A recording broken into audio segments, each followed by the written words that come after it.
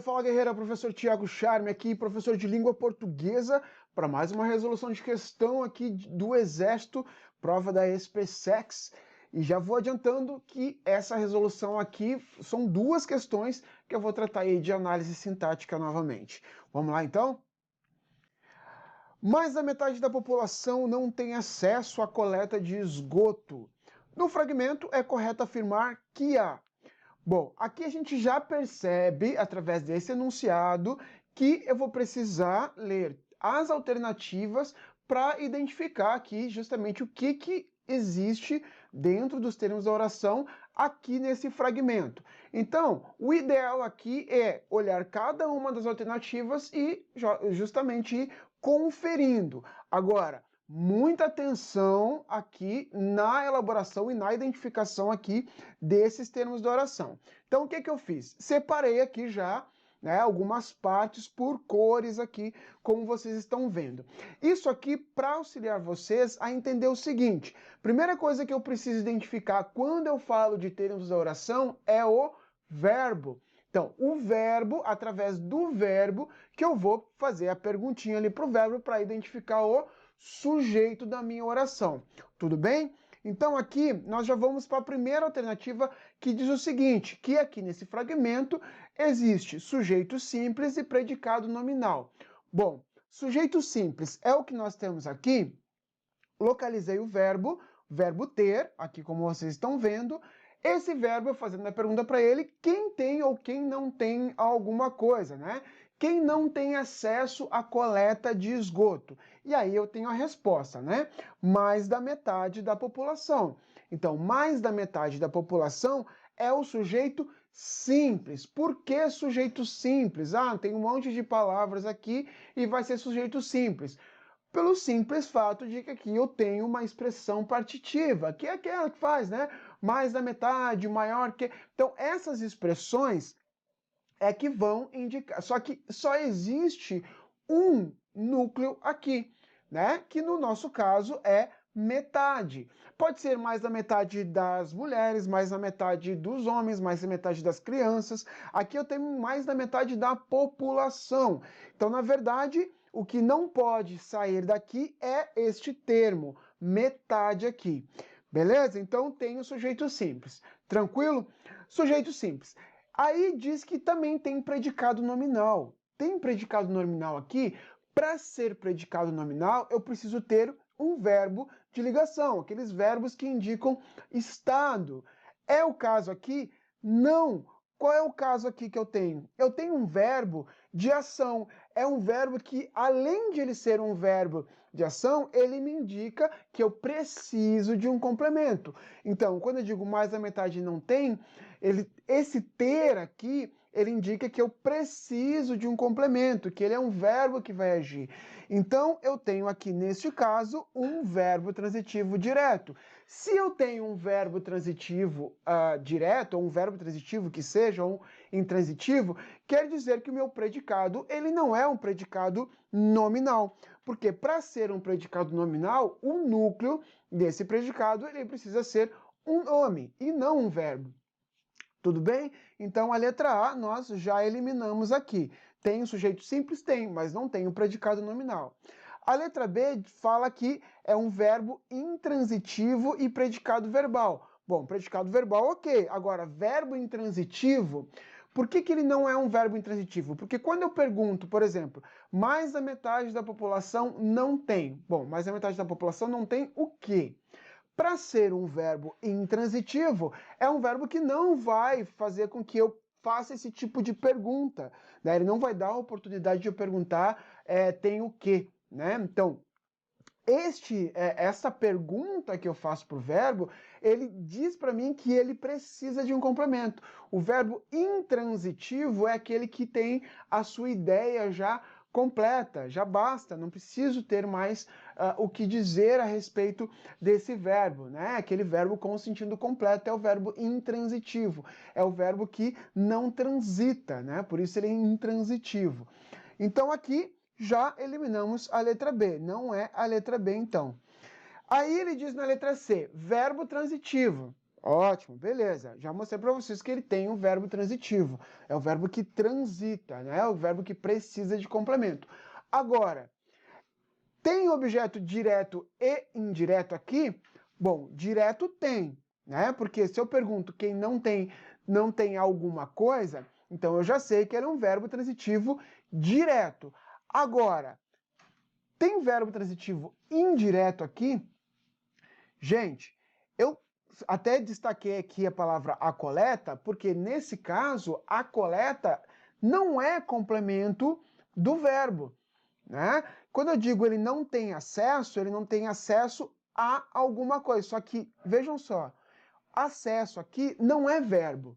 Acesso aqui é nome, é um substantivo. Se a coleta está completando o sentido de um substantivo, ele não pode ser objeto indireto. Ele não é complemento verbal aqui nesse caso. Então, a letra C nós eliminamos também, certo? Porque aqui ele só tem objeto direto. A letra D diz o seguinte, sujeito composto. Não é, vocês já viram que ele é um sujeito simples, não é sujeito composto. Já nem vamos olhar lá o outro que está errado, né? Objeto indireto. Bom, aqui então nos restou a letra E como a resposta correta. Sujeito simples? Sim, sujeito simples. O que falta confirmar aqui? Se o que eu tenho ali é complemento nominal. Sim, é complemento nominal. Por quê, gente? Porque a coleta de esgoto completa o sentido da palavra acesso, que é um substantivo, não é um verbo. Né? Ele é um substantivo, né, criado a partir do verbo acessar, mas aqui ele só é um substantivo, então aqui é um complemento de um nome. O que ocorre aqui às vezes que é essa confusão que acontece, que objeto indireto e o complemento nominal, eles são introduzidos por preposição, né? Como é o caso da crase que nós temos aqui, que é uma preposição a que está ali junto. Né? Então, é introduzido com isso. Só que o que acontece? Eu preciso ter essa ideia de que, se ele está complementando o sentido de um verbo, ele vai ser objeto indireto. Mas se ele estiver completando o sentido de um nome, ele vai ser complemento nominal. Então, aqui não pode haver dúvida. Tudo bem, pessoal? Letra E, então, nossa resposta correta aqui. E aí eu vou mostrar novamente para vocês aqui algo que eu mostrei na aula passada. Vou deixar o link também para vocês acessarem aqui, que é esse entendimento, né, para fazer a análise sintática, é esse entendimento dos termos da oração, que nós temos os termos essenciais, os termos integrantes, acessórios, e o que eu não havia dito na outra aula, o termo isolado da oração, que é o vocativo. Vocês verem, ele é tão isolado que eu esqueci ele na outra aula, mas é isso. É que o termo ele é chamado de termo isolado porque o vocativo ele é o único termo que ele não tem uma conexão ali direta com os outros termos da oração, como acontece entre os outros termos da oração. Tanto que dentro da oração ele é isolado ali por vírgula, né, por alguma pontuação. Então, esse esquema aqui é importante que vocês tenham conhecimento, certo? De cada um desses grupos aqui dos termos da oração para poder fazer aí essa análise da forma mais correta possível. Beleza, pessoal? Vamos lá então? Próxima questão. Nesse sentido, destacamos as conferências das cidades e a criação da Secretaria de Saneamento e do Conselho Nacional das Cidades, que deram à política urbana uma base de participação e controle social. Aqui nós temos aquele caso, olhando já para o enunciado, que ele diz o seguinte: no fragmento, o pronome relativo exerce a função sintática de. Quando ele pede, então, pronome relativo e função sintática, eu já sei que eu tenho aqui destacado o que é um pronome relativo, e eu preciso, primeiramente, entender o que é um pronome relativo. Pronome relativo, eles retomam um termo. Eles vão retomar um termo e ele vai substituir esse termo. Eu uso o pronome relativo para que eu não repita informações, né? Que eu não faça a repetição dessas informações. Então eu vou usar o pronome relativo para fazer essa retomada. Agora, o mais interessante que vocês e o mais importante que vocês percebam aqui é que quando eu uso um pronome relativo, quer dizer que se eu colocar essa retomada, essa expressão que foi retomada no lugar dele, eu vou ter o que o enunciado está me pedindo, a função sintática desse pronome relativo. Então, vejam só o que eu fiz aqui, ó. Se eu quero saber qual a função sintática do pronome relativo, é só eu saber aqui quem que ele está substituindo, quem que ele está retomando, na verdade, aqui, para eu poder colocar no lugar. Eu pego essa expressão que ele retoma e coloco no lugar, para aí, então, eu ter essa ideia do que é o pronome, qual é a função sintática dele. Tudo bem? Vamos fazer o seguinte aqui, vamos identificar qual é o verbo dessa oração que está aqui sendo introduzida pelo pronome relativo. Nós temos aqui, ó, deram a política. Então aqui está o meu verbo. Quem é que deram à política urbana uma base de participação e controle social? Se o meu verbo está no plural, aqui eu já deduzo que ou o meu sujeito ele está no plural, ou eu tenho um sujeito composto aqui. Beleza? Então, neste caso, nós temos o seguinte, aqui, ó, as conferências das cidades e a criação da Secretaria de Saneamento e do Conselho Nacional das Cidades. É isso aqui, tudo, né, que vai dar, viu como é longo, né, esse sujeito. Isso pode acontecer, por isso que causa muita confusão às vezes. Então, esse sujeito que é enorme, é tudo isso aqui que deram à política urbana uma base de participação e controle social. E aí o que eu vou fazer? Eu pego todo esse pedaço aqui e coloco no lugar aqui, no lugar do meu pronome relativo. Pronto. Agora, o que eu preciso saber é qual é a função sintática aqui. Aí eu tenho, né, as conferências das cidades e a criação da Secretaria de Saneamento e do Conselho Nacional das Cidades deram à política urbana uma base de participação e controle social. Eu só preciso entender agora aqui qual é a função, né, desse trecho que foi retomado, que eu substituí pelo pronome relativo. Vai ficar mole agora aqui, ó. Identifiquei o verbo, pergunta ao verbo, quem deram a política? O que está faltando aqui? Meu sujeito. Quem deram à política urbana uma base de participação e controle social? As conferências das cidades e a criação da Secretaria de Saneamento e do Conselho Nacional das Cidades.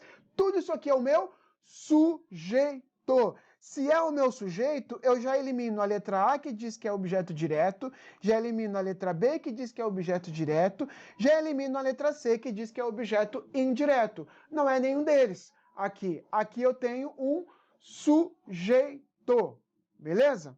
Então agora nós temos sujeito, sujeito introduz uma restrição e sujeito introduz uma explicação.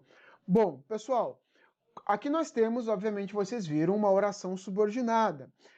Como ela tem um pronome relativo, porque o que ele é o pronome relativo, já está dizendo no enunciado, o que introduz introduz o pronome relativo é a oração adjetiva, a oração subordinada adjetiva.